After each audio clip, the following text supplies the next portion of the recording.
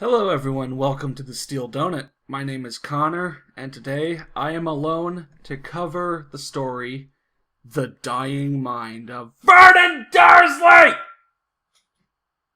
In which Vernon Dursley dies by Harry Potter hand early on, crucial to understanding his point of view in my future stories. Warning! Mention of child death and abuse. Let's get going. Anne, this is a one-shot that ties in with the story I'm planning on writing. As I felt the wound in my throat caused by that freak, I tried to say I'm sorry I did what I thought was right. What came out was a hacking cough of blood, but those green eyes of the freak looked at me curiously as if reading my thoughts, and in my last moments I remember that day that changed everything. Flashback. I woke up early from my liking. It was still dark, but I had to work, so I got over it and got out the door, except I was stopped by a basket with a bundle of clothes wrapped around a child with a letter. Perhaps things could have been different if I didn't open the letter first. Perhaps things would not have ended with blood. I opened the letter first and began to read what I read. I will never know what I do remember of it, though was simple and basic. Twin of boy who survived the killing curse.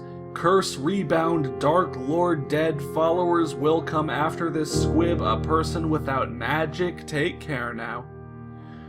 I must have stood there for 5 minutes in shock before I heard something below me move. I took the child to the sitting room and I called work saying something came up, and I sat down next to the child and looked at its face until it woke, and then it seemed to stare at me with those green, judging eyes. Oh, how I came to hate those eyes. And I saw what it represented. It may be innocent so long as it lives. Those freaks will come and most likely kill us. They will do who knows what to him when they find as some kind of vengeance against his brother, and I sighed. I know what I had to do. I walked to the kitchen, go to the drawer, and withdraw the largest, sharpest knife I had in my possession. I once again walked to the sitting room, disgusted at myself for doing what I was about to do to protect my family. I stared at the kid, then I unwrapped him from his blanket, took off his shirt, aimed my knife, and it through his heart. His dying eyes once again stared at me in the eye until his heart stopped beating. I withdrew the knife, cleaned it, placed it back in its drawer. I then put the kid's shirt back on, wrapped him in his blanket, put him in the basket, and finally put him in the cupboard under the stairs. I stayed home and spent the day with my family, who I had just killed a child to protect. It wasn't until the next day, when I heard cries from the cupboard under the stairs, that everything truly changed. Flashback ends!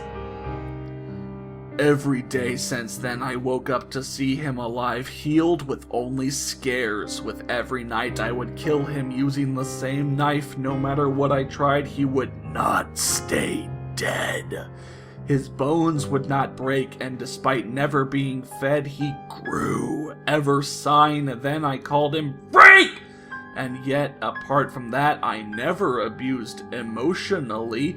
I did my best to be impartial, because I knew one day he would see past his pain, break through that door, and kill me, and yet I killed him again and again.